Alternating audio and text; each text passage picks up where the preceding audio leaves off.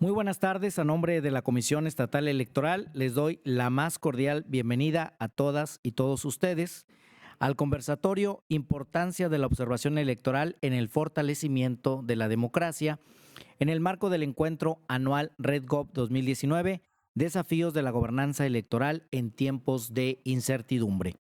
Voy a proceder a dar la bienvenida a las personalidades que integran el presidium de este conversatorio. Nos acompañan Juan Manuel Track, quien será el moderador, y también Jennifer McCoy de Georgia State University. Muchísimas gracias, les damos un aplauso por acompañarnos esta tarde. Para dar inicio al conversatorio, me permito dar lectura a la síntesis curricular de Juan Manuel Track. Es doctor en procesos políticos contemporáneos y máster en ciencia política por la Universidad de Salamanca, España, licenciado en sociología por la Universidad Católica Andrés Bello en Venezuela. Entre 2013 y 2018 fue coordinador de investigación e investigador de tiempo completo en el Centro de Estudios Políticos de la Universidad Católica Andrés Bello. Allí participó en el proyecto Transición Democrática en Venezuela. Fue coordinador local de la Ronda 2016 del Barómetro de las Américas en Venezuela e investigador en el proyecto Integridad Electoral Venezuela. Ha sido investigador asociado en el Instituto de Investigaciones Económicas y Sociales, Universidad Católica Andrés Bello, y ha realizado estancias de investigación, Instituto de Iberoamérica, Universidad de Salamanca en España, así como en el German Institute of Global and Area Studies en Hamburgo, Alemania. Ha sido consultor contratado por International IDEA para el proyecto Timing and Sequencing of Transitional Elections, Venezuela Using Timing and Sequence of Elections to Democratize, y consultor para el entrenamiento de encuestadores en el proyecto Opinión Pública de América Latina en Venezuela de la Universidad de Vanderbilt, Estados Unidos. Ha sido consultor en el área de comunicación política y análisis estratégico, así como en análisis de datos de encuestas de opinión pública y redes sociales. Es coautor de los libros Crisis y Democracia en Venezuela, 10 años de cultura política de los venezolanos a través del Barómetro de las Américas, y también esto en conjunto con Lisette González y María Gabriela Ponce. También de propuestas para una reforma electoral buscando la integridad electoral en Venezuela, en conjunto con Benigno Alarcón y otros autores. Cedo el micrófono a Juan Manuel Track. Adelante.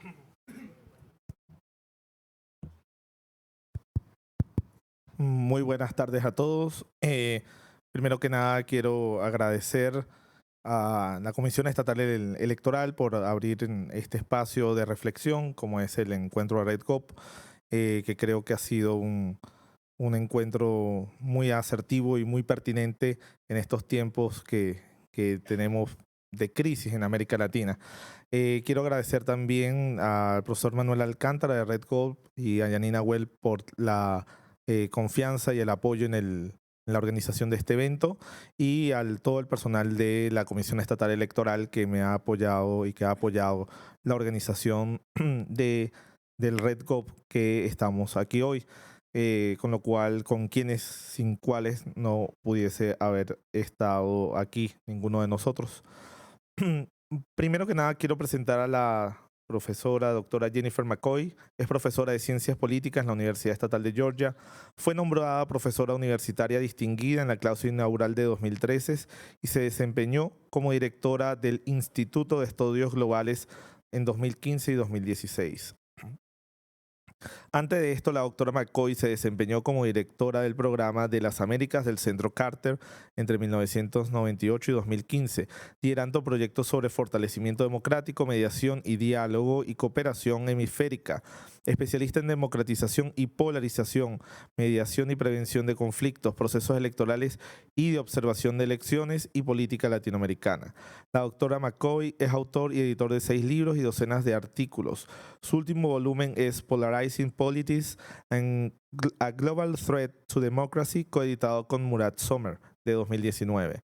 El proyecto de investigación actual de la doctora McCoy es sobre democracias polarizadas, que busca determinar las causas, consecuencias y soluciones para las sociedades polarizadas de todo el mundo, incluyendo Venezuela, Turquía, Hungría, Tailandia, Grecia, Bangladesh, Filipinas y Estados Unidos.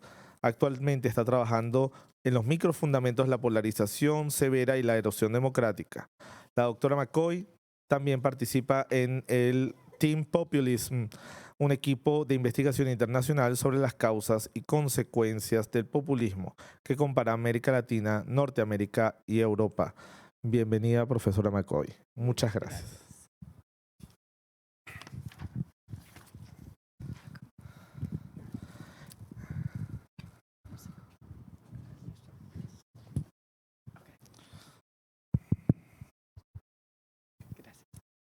Nuestro conversatorio de hoy lo habíamos titulado Importancia de la observación electoral para el fortalecimiento de la democracia. Vamos a empezar por allí y luego vamos a ir un poco a profundizar también los aspectos del trabajo de la profesora McCoy en torno a la polarización que también nos sirven para entender los procesos políticos de América Latina y el mundo.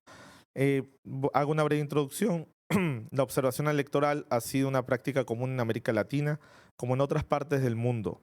Desde el punto de vista político, la observación busca dotar de confianza el resultado emitido por el órgano electoral y brindar legitimidad al gobierno electo.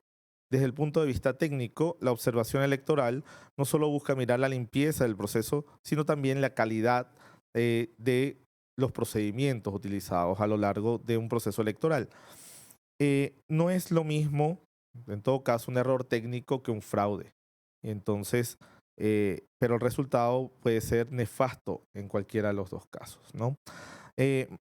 Más si el contexto está ampliamente polarizado, es decir, un error electoral o un fraude electoral en contextos de polarización puede tener resultados imprevisibles. A pesar de lo anterior y la importancia que tiene la observación electoral para América Latina, sobre todo después de la tercera ola de democratización, la definición no es del todo clara. Hay varias definiciones que intervienen en diferentes elementos como si es doméstica o no es doméstica, si la hacen durante toda la elección o solo en el momento, o sea, cuando digo de todo el proceso, desde la convocatoria hasta el postelectoral o solo el día de la elección. También hay elementos que tienen que ver con cuáles son el alcance de la misión de observación, cómo puede dar o no el informe, si el informe es público o el informe es privado, y si la organización que realiza la observación es una entidad multilateral o es nacional o es convocada desde el propio órgano electoral o algún brazo del Ejecutivo. Entonces, en el marco de una práctica tan compleja como es la observación electoral, viendo las consecuencias que tiene, que lo hemos visto recientemente en el caso de Bolivia, como el rol de la OEA, el rol técnico de la OEA genera unas dinámicas políticas, pero también el rol político del secretario general de la OEA activa otras lógicas políticas. Uno no deja de pensar sobre cuál o cómo más bien la observación puede ser un mecanismo o no eficaz para mejorar la credibilidad del resultado de la elección. Es decir, en qué medida la observación electoral es un mecanismo eficaz para legitimar un resultado electoral, sobre todo en aquellas sociedades en donde existe muy poca confianza en quien administra las elecciones o muy poca confianza frente al otro. Entonces, esa sería como la primera cuestión. Bueno, es una pregunta grande. Muchas gracias, Juan Manuel y Manolo, por la invitación para estar aquí. Pensando en esto, en el ejercicio de la observación electoral internacional, podemos pensar en el año 1988-89 y en este hemisferio, y pensando en las razones para que fueran invitados internacionales. Y empezó sobre todo en condiciones de transiciones de dictaduras o después de guerras civiles. Entonces, lo primero que hicimos en el Centro Carter era en Panamá en 1989. Se puede pensar en Chile también en ese año, con otras organizaciones, ONGs. Y después en 1990, esto de Nicaragua, la transición del gobierno revolucionario sandinista. Y entonces, desde este punto, por las razones de transiciones importantes y la falta de confianza muy profunda entre los actores, invitaron a actores internacionales y desarrollamos la metodología después de varios años. Y yo diría que al principio la metodología incluía más mediación que ahora y que empezó con mediación durante todo el tiempo. Por ejemplo, yo estuve en Nicaragua como representante del Centro Carter en 89 a 90, los 6 meses antes de la elección en 90. Y el presidente Carter vino 6 veces durante esta época y cada vez había una disputa para mediar sobre el proceso y las condiciones. Bueno, después de varios años, pudimos ver en los años más tarde en las 90s y ahora en el siglo XXI, el problema no era tanto transiciones de regímenes, pero la democratic backsliding. Backsliding es, ¿cómo es en español? Bueno, más la regresión o incertidumbre sobre los procesos y dónde van, y también la desconfianza. Entonces, podremos ver un cambio en los contextos de la observación internacional. Pero siempre había como 2 o 3 propósitos de los actores internacionales y las misiones. Y uno es primero para dar confianza cuando no hay confianza, para tener actores, partes terceros que tenían credibilidad con todos los actores. Entonces la idea era tener un tipo de espacio donde podían facilitar conversaciones entre los actores con el tercer parte y llegar a consenso sobre las reglas de los procesos. También las misiones intentaban dar recomendaciones de cómo mejorar el proceso durante el proceso y después para el futuro. Y al fin, para dar una evaluación sobre un proceso. Bueno, este último es lo que podemos ver a veces es muy controversial en algunos contextos. Entonces, tenemos que pensar también en un posible problema de dependencia en actores internacionales. Y entonces siempre estábamos tratando de motivar la observación nacional y la capacidad nacional por 2 razones. Uno es para tener mucho más capacidad, organizaciones mucho más grandes, podía ver todo el país y todo el proceso. Y segundo, porque es un ejercicio supremamente nacional y entonces debe ser fiscalizado por actores nacionales y también para motivar la participación cívica de la población. Para ver la pregunta tuya sobre la metodología, ¿era, no? ¿O cuál era la pregunta ya que al final que querías?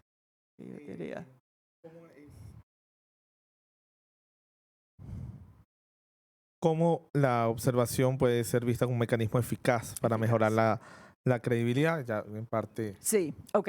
Entonces, puede ser eficaz cuando, primero, hay confianza de las 2 o 3 partes.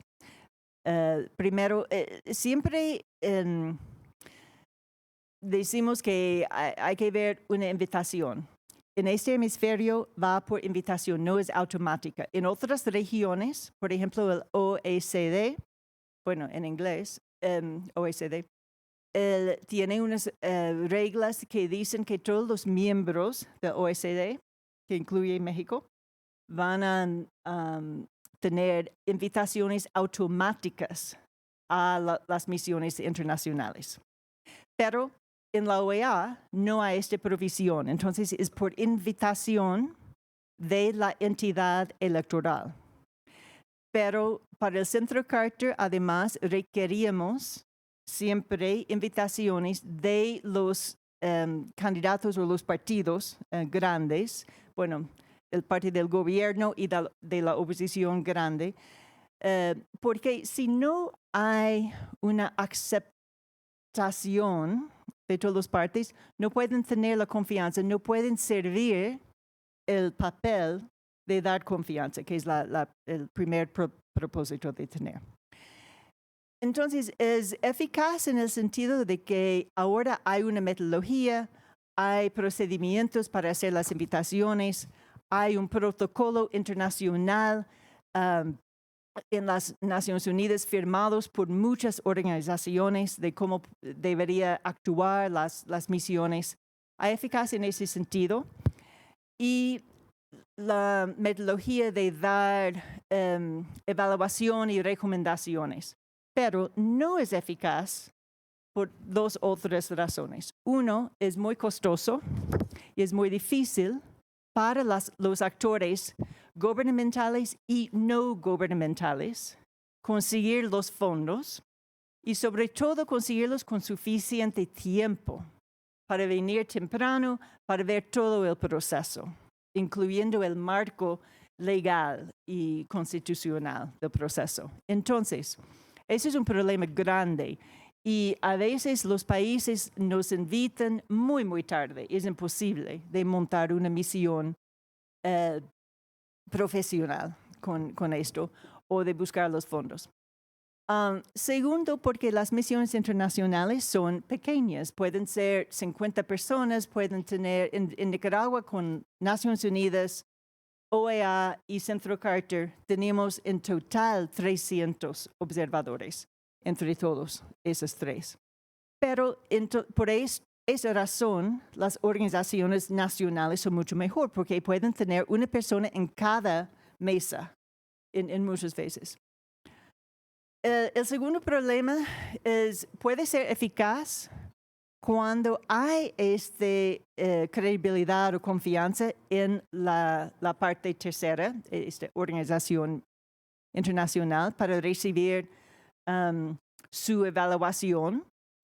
Y, por ejemplo, como hablaste de Bolivia, esta vez, esto era un acuerdo entre el gobierno y la OEA, después de la elección y la controversia sobre esto, de tener la segunda etapa, la auditoría, un acuerdo, una invitación del gobierno a la OEA a hacerlo.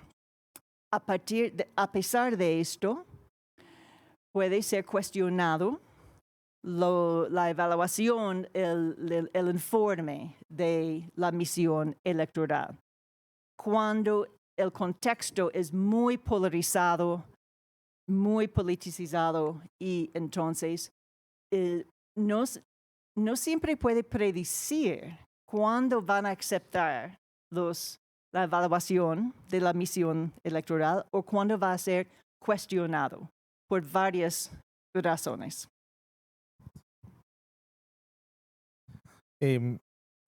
Gracias.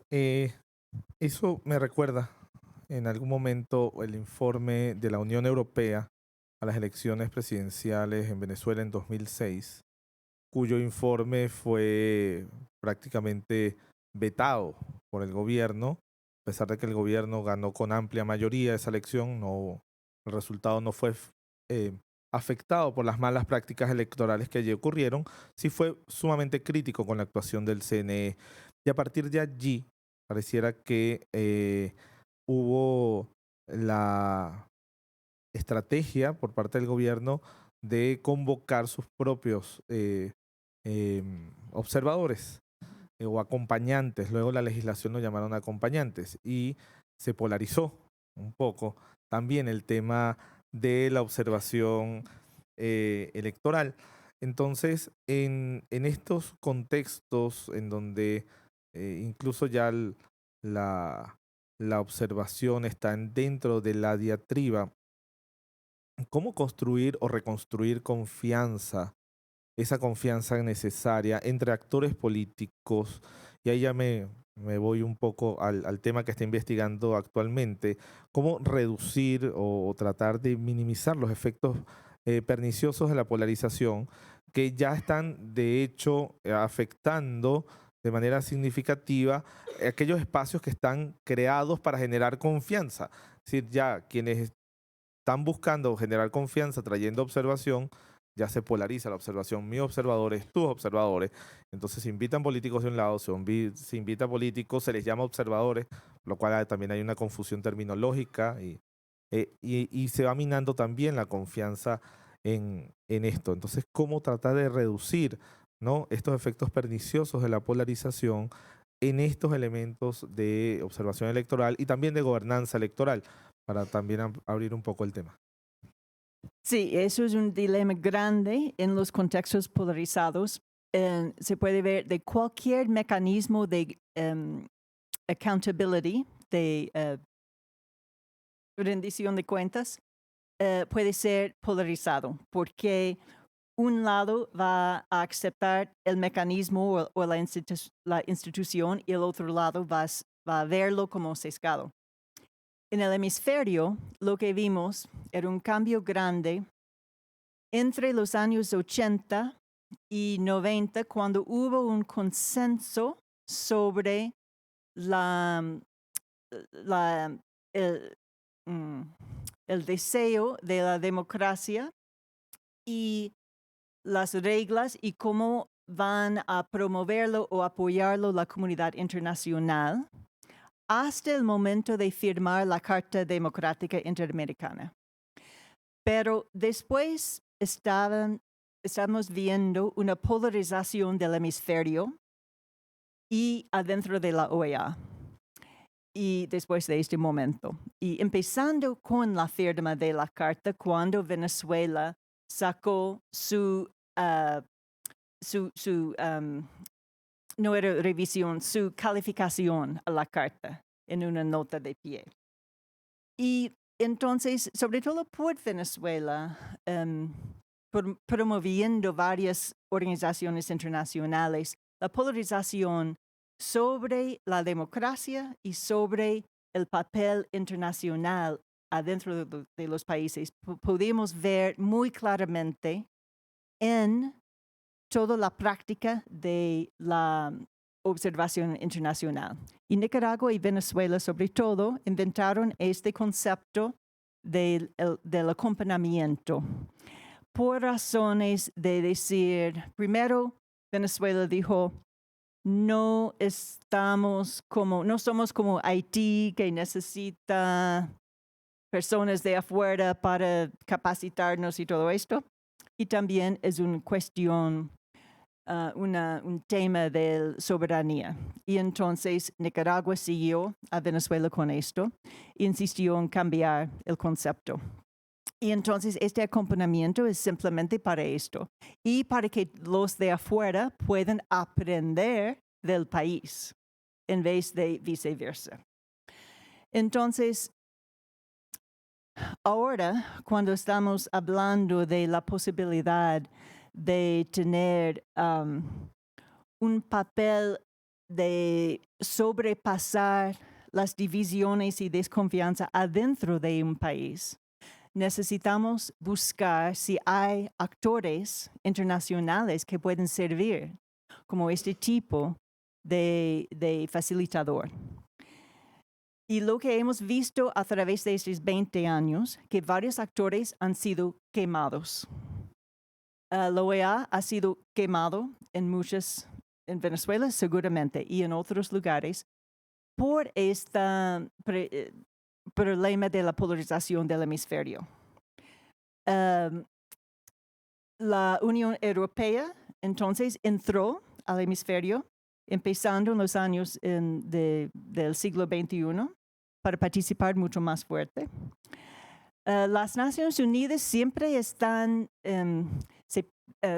piden a las Naciones Unidas para venir porque muchas veces tienen más confianza las poblaciones o algunos gobiernos en esos, pero las Naciones Unidas no hagan misiones electorales ya más. Entonces eso no es un una cosa. Entonces, el problema también es buscar actores que tienen la capacidad de hacer un trabajo profesional de la observación y también tiene la confianza en las partes. Y esto es muy difícil. Sí, es que, bueno, la construcción de confianza es uno de los grandes retos, si se quiere, de la región, y la polarización se trata de alguna manera de destruir la confianza en el otro. Y ahí me voy también a la confianza en las instituciones, ¿no? Un poco lo que se hablaba esta mañana en el segundo panel era sobre esta idea de que aun cuando las elecciones han demostrado ser mecanismos eficaces para que la gente exprese su voluntad y que hubo un cambio de gobierno, se polariza alrededor de la autoridad electoral, en este caso el INE, y entonces se busca de alguna manera minar la legitimidad y la confianza, uno de los organismos electorales de mayor confianza probablemente en América Latina, con varias de las reformas que han acometido desde finales, bueno, muy bien, ya lo decía el profesor Alarcón y eh, esta mañana, que lleva años reformándose el INE precisamente para construir confianza en el electorado, la institución electoral. Y pareciera que allí hay una lógica de destruir y quitar la mediación de estas instituciones electorales. Y ahí me voy con una forma de la polarización que es el populismo, ¿no? Cómo el populismo expresa esa búsqueda de eliminar cualquier intermediario y transformar entonces lo electoral, para ir específico a lo que lo que viene en nuestro tema, en lo plebiscitario. Entonces ya no es cómo cuáles son los procedimientos, si son limpios o no, sino yo tengo la mayoría y yo expreso la mayoría, aunque esa mayoría sea difusa o esa mayoría sea heterogénea, no sabemos de esa mayoría a qué se refiere exactamente, y cómo el populismo pudiera estar eh, enfilado, si se quiere, a minar la confianza en el voto que, bueno, tanto ha costado en América Latina y en el mundo en general. Yo diría, hay tres casos que tenemos que pensar, tres condiciones. Uno es simplemente una condición en donde hay desacuerdo en cómo reformar las instituciones, pero hay voluntad política a hacerlo. Eso es una cosa. Entonces, eso es lo más fácil porque se puede invitar a alguien para facilitar o dar recomendaciones técnicas, opciones, para que las partes puedan llegar a un consenso para hacerlo. La segunda es el contexto o la condición de actores muy polarizada. Lo que hemos visto en nuestro estudio de 11 casos alrededor del mundo es que cuando la polarización está impulsado por un líder que lo usa la polarización como una estrategia para ganar, para cualquier motivo, puede ser un motivo de transformación grande al país, de transformación económico, democrático, etcétera, o simplemente para su propio poder.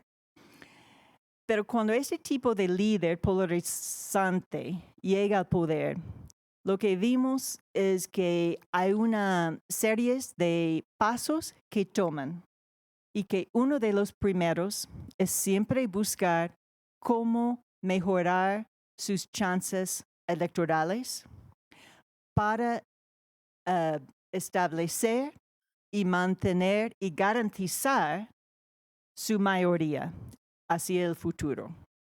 Y entonces podemos ver desde Erdogan en Turquía, Orbán en Hungría, Poland, Chávez en Venezuela, muchos, se pueden ver que primero intentan cambiar la constitución o en otros países simplemente las leyes electorales.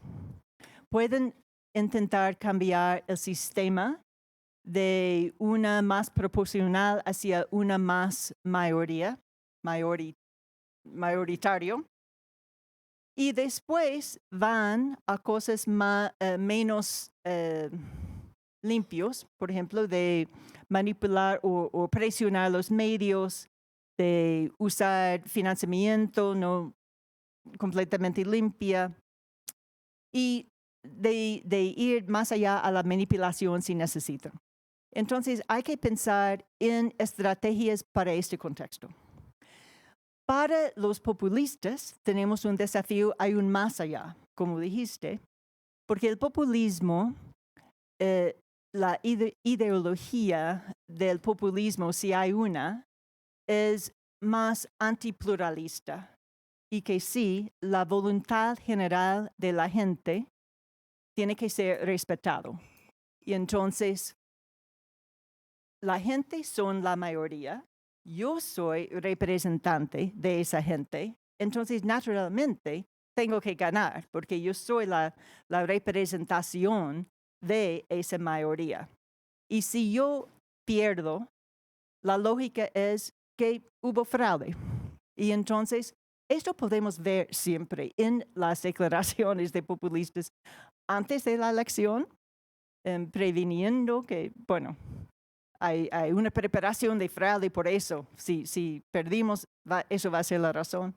O después, si tienen problemas, intentan desacreditar. Entonces, tenemos que pensar en estrategias para esos tres contextos o condiciones. Y son un poco diferentes para cada uno.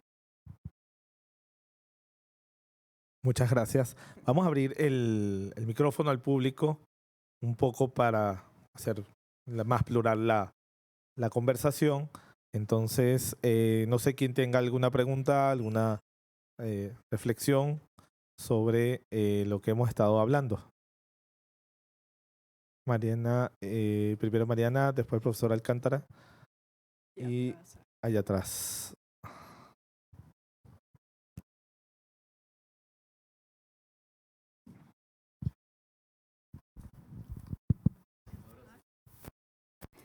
Muchas gracias, muy interesante. No, realmente mi pregunta es si Jennifer puede completar esta última idea, porque está tomando notas cómo combatimos, digamos, estas estrategias del populismo, ¿no? O sea, que las describió tan bien y sin embargo dice que hay como distintos remedios para las distintas cosas, ¿no? ¿Qué hacemos cuando nos acusan de fraude? ¿Qué hacemos cuando dicen... o sea, cuando empiezan a manipular, etcétera, ¿no? O sea, un poco, para darnos un poco de aliento más positivo.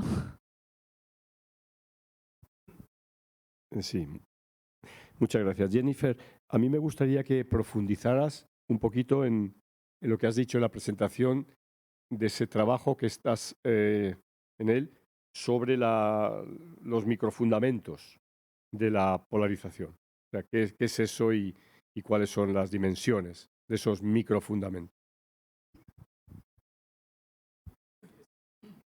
Estados Unidos, Gran Bretaña, ¿por qué sí funciona? ¿Por qué sí está funcionando la polarización?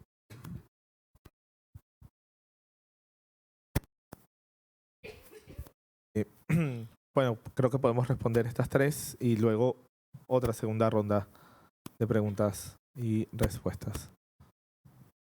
Okay. Okay. Lo que yo veo, Mariana, yo veo un problema de cómo responder.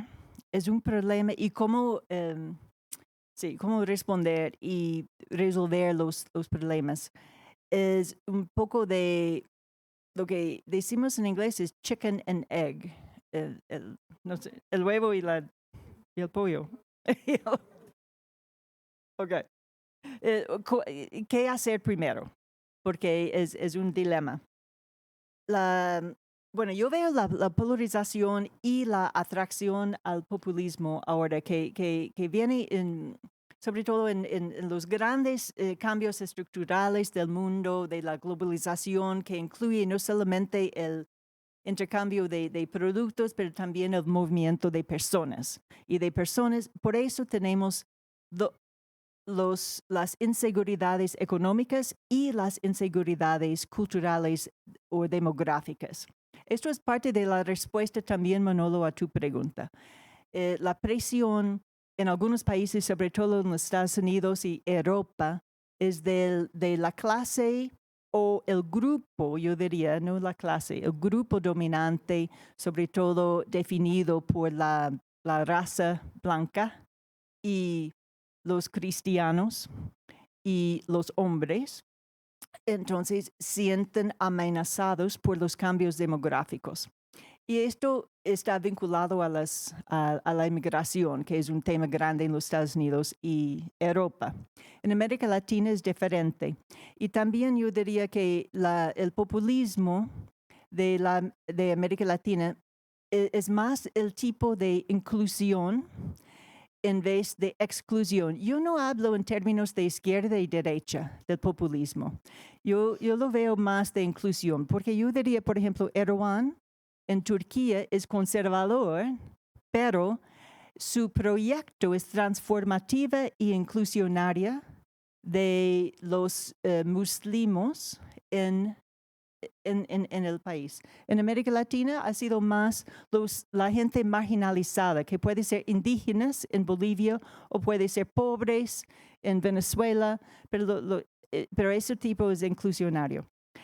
Y entonces el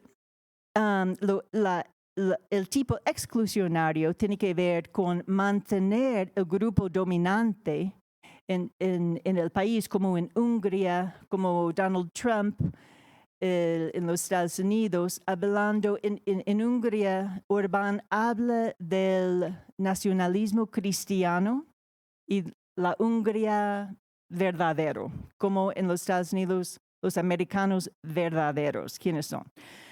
Y entonces eso es la exclusión de los otros, de todo el resto. Entonces, el chicken and egg, ¿qué hacemos? Por estos grandes movimientos estructurales en el mundo, y también la otra es lo que hablamos esta mañana sobre el cambio tecnológica y de información y todo el cambio, el mundo digital. Entonces, esa es la otra parte que complica la respuesta. Y entonces, para responder a esto, necesitamos nuevas ideas grandes y nuevos pactos o contratos sociales. Porque el crecimiento de la desigualdad adentro de los países en casi todo el mundo, mientras que la desigualdad entre los países ha disminuido. Pero tenemos la desigualdad adentro de los países creciendo. Y tenemos los ganadores y perdedores de la globalización y todo. Y entonces necesitamos un nuevo modelo para la economía, se llama el knowledge economy, del conocimiento y de información y todo. Ok, eso es una cosa. Después, segundo, necesitamos reformas institucionales a la democracia para mejorarlo y para prevenir, porque algunas instituciones facilitan la polarización o el populismo en el sentido esto de la mayoritarianismo, de que, sí, pero el nombre de esto, sí. Ok, y no el adjetivo, pero el nombre. Ok, bueno. Y entonces necesitamos reformas institucionales para reducir la facilitación de la polarización o del mayoritario. But see, that's not the noun. Okay, Mario. What is it, Manolo? Lo mayoritario. Okay, lo mayoritario. Okay, perdón. Para llegar a esto, necesitamos reducir la polarización afectiva. Eso son las microfundaciones. Entonces, porque lo que pasa es que cuando hay algunos reclamos de la sociedad y algunas divisiones en la sociedad. No necesariamente esto llega a una polarización severa, perniciosa, lo que llamamos en nuestro trabajo, pero cuando hay un líder que está exagerando estas divisiones y reclamos, identificando enemigos, entonces la gente está sorteándose en dos campos y las identidades sociales están vinculándose a las identidades políticas. Esto es el tipo de polarización de que estamos analizando. Nosotros versus ellos, los otros. Y entonces, con esto viene la polarización afectiva, en donde tenemos disgusto, tenemos sesgo y tenemos desconfianza contra el otro. Esto está impidiendo la comunicación, la negociación y la capacidad de comprometer, en el sentido en inglés, de compromise, de hacer consensos, sí, sacrificios, sí. Y entonces, ¿cómo vamos a llegar al nuevo pacto social y las reformas institucionales sin que primero podamos reducir esta polarización afectiva? Pero ¿cómo vamos a reducir esto sin hacer algo sobre la polarización? Ese es el dilema que veo. Entonces estamos haciendo en el trabajo de microfundaciones experimentos y encuestas en ver si hay intervenciones, si hay mensajes, políticas, retóricas que pueden ayudar en reducir esa polarización afectiva. Porque si no, no creo que podemos ir hacia lo otro. Ok. Y una cosa más, Mariana, cómo combatir. Cuando vemos que estamos llegando a una situación de hegemonía y más hacia el autoritarismo,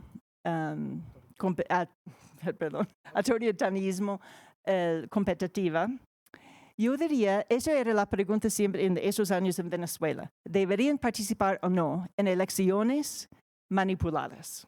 Esa es una pregunta siempre en los países. Y yo diría que en casi todas de las situaciones, sí, deberían participar. ¿Por qué? Porque hay un juego de doble niveles. Y el nivel más alto es que están combatiendo las reglas, el marco. Y hay que luchar a ese nivel. Y aunque si podemos predecir que van a perder, si van a participar, si tienen sus observadores nacionales y internacionales, si están aceptados, entonces pueden mostrar la fraude o pueden mostrar la manipulación para desacreditar el gobernador, el ganador. Pero si no, si hacen boicot, entonces ¿qué? Pierden toda la posibilidad de participar en cualquier institución. Tal vez pueden ganar un municipio, a lo menos, pero también pierden la capacidad de demostrar la manipulación o el fraude de este gobierno. Entonces, eso es una de mis respuestas. Bueno, al tercero, la pregunta era, ¿por qué están funcionando aunque con polarización los Estados Unidos, Británica y México? Sí, bueno, yo diría que no están, bueno, México está funcionando mejor que los Estados Unidos y Británico en este momento, yo diría, en términos de gobernanza, porque tenemos lo que pasa, una cosa de que pasa, si las instituciones son más o menos fuertes y tenemos polarización, como en los Estados Unidos y Británica, lo que vemos es el parálisis del gobierno. No pueden tomar decisiones, no pueden tener soluciones a los problemas porque no pueden ponerse de acuerdo. Si si las instituciones son más débiles, entonces vemos más un partido o un líder ganando su hegemonía. Y eso sería más en Venezuela o Turquía, Hungría. Y entonces, bueno, sí, están funcionando, pero no están funcionando muy bien. En los Estados Unidos la polarización está profundizándose al punto de que podemos ver que casi la mitad de la población dice en las encuestas que ven el otro partido como una amenaza a la nación. Y cuando al final de todo un proceso micro, Manolo, lo que tenemos varios pasos, al final es que cuando sienten una amenaza existencial, entonces la gente está listo a apoyar violaciones de las normas democráticas para mantener su gente en poder o para prevenir el otro en llegar al poder. Entonces, el resultado al final es la erosión de la democracia.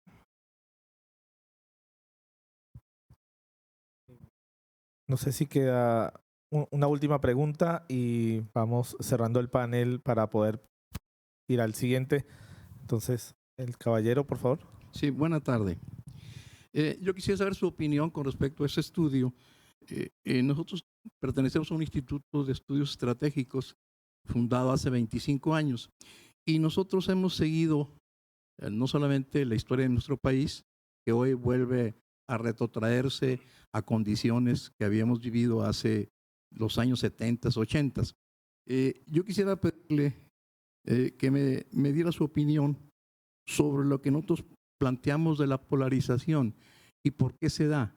Consideramos que quienes manejan la polarización están haciendo un reduccionismo de las condiciones propias del manejo político.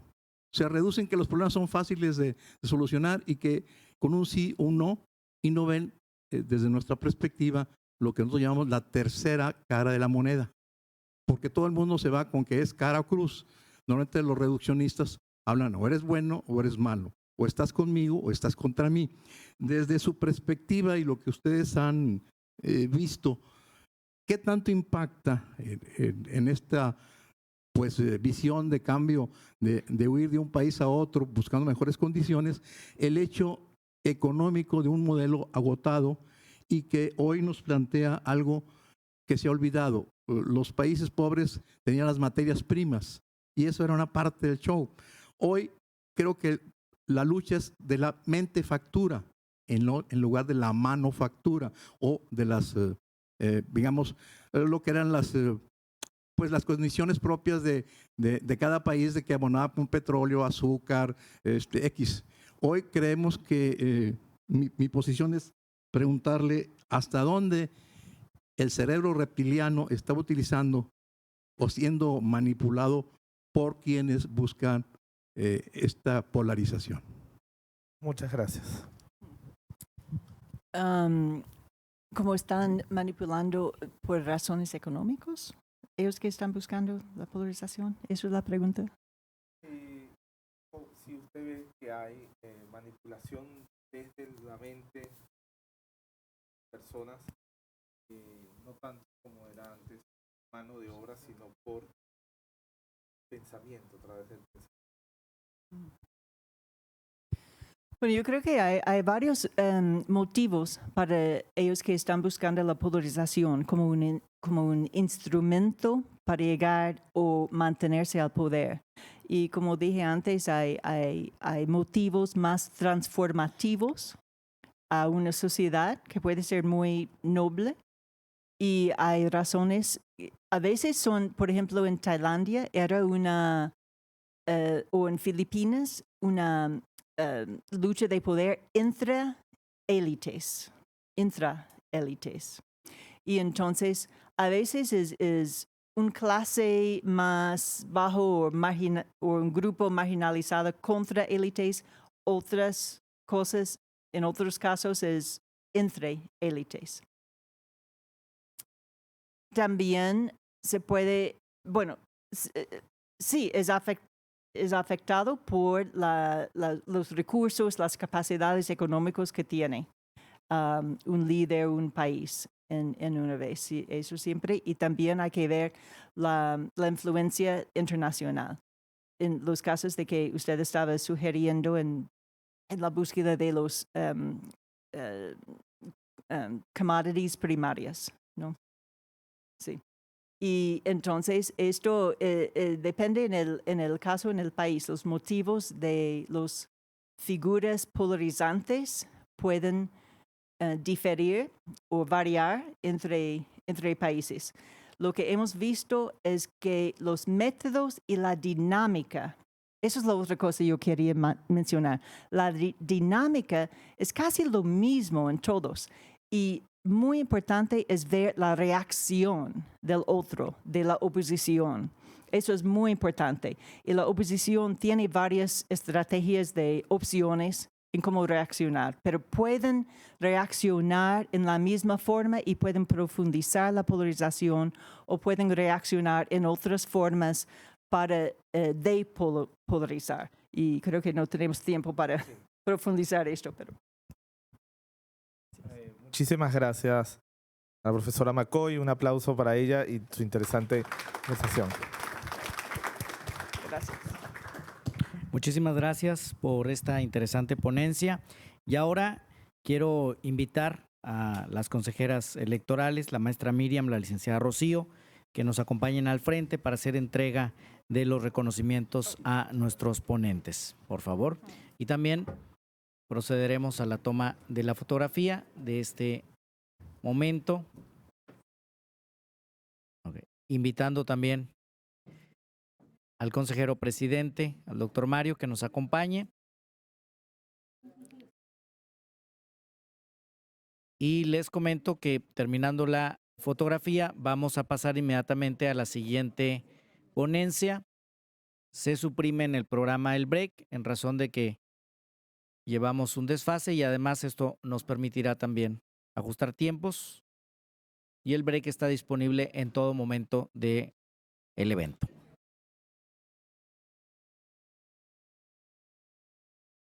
Invitamos a nuestras panelistas, por favor. Ya estamos haciendo los ajustes en el escenario.